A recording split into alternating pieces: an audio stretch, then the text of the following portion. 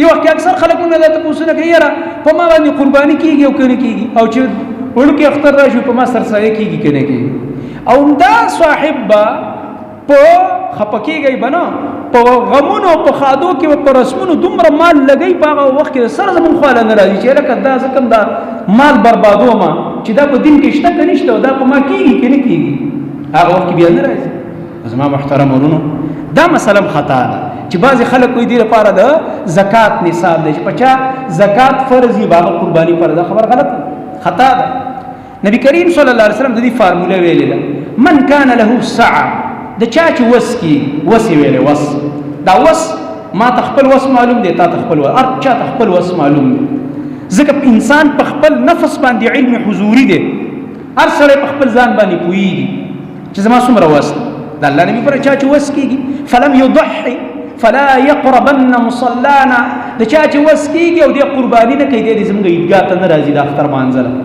د دې مطلب دا نه چې اختر مونږ نه کیږي خو دې ته د وعید او د زجر ټکی ورټنه لکه ته یو کارو کې پلار دی ورټي چې لکه دا کار دی نه کړتل مسله ډوړی تل ناشتي مطلب دا نه دا ډوړی مخوره خو له دی ورټي دا ډوړی ته رسېږي خوندر کوي تا ته مان فلانه کار سپارل ا دې کړه نه دی دا خوندوي لګي او نو نه خلی ته ورغورځي لکه ورټي دغه ملامت کی دا ملامتي اټکی نبی رسول الله چې مړه د الله بنده ستا وس کېده چې قرباني دې کړه او تعالی تش مز دیو کوس به تش لاټ شکر کې بډډ ولې خون خدا چې وس دې کېده چې قرباني دې کړه مز به دې کړه به قرباني کړه خو خسته پای به لګزان مصرف کړه وخه مخه به برابر کړه ځان له خپل بچو خزي ملمنو د پاره تیار کړه غریبانو مساکینو فقراو له ور کړه گاونډیان له ور کړه نو هر سړي خپل وس معلوم دي چې کله د انسان خرچه په داسې انداز کې ده چې ته پته دا د قرباني پیسې چې زه د خپل خرچې نه وباسم نو زما په دې خرچه څه فرق نه پریوزي شرمېږم نه او دغه رنګ بل می دروازې ته نه ودرېږي او څه پریشانی را باندې نه راځي بدار د وس کېږي وس یو سړی دې چې پر دې قرضدار دی الریډي درته دروازې ته قرضداري ولاړ وخت تا نه مطالبه کوي او ته د پاسه راځي قرباني نه پتا به نه کیږي ټیک ده نو بیا ته غریبي بالکل خپل مال دشته نه قرضونه ورباني بل چې راشي په کور کې ایتم جاړي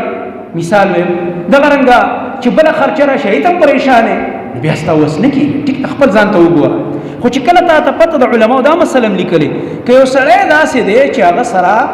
نقد پیسې اوس نشته د قرباني خو بل نه راخلي او دته پته ده چې دا د بل نه راواخلم زما دومره وس کیږي چې د اختر نه هفته بعد شل ورځې بعد دا پیسې زور کول شي فلال ملاس بندې نو دوباره قرباني په کار ده دی به کوي ځکه چې فل حال د سره سنشته نور د کار روزګار سره برابر دي خو فل حال لاس کې نقد سنشته دي او چې دا چانه قرض راواخلي نو کاروبار هم خده بل ځکه څه پیسې ګيري د امر وزي چې دله واپس ورکي نو دلم قرباني په کار ده دا نه د په کار چې دی قرباني پرېږي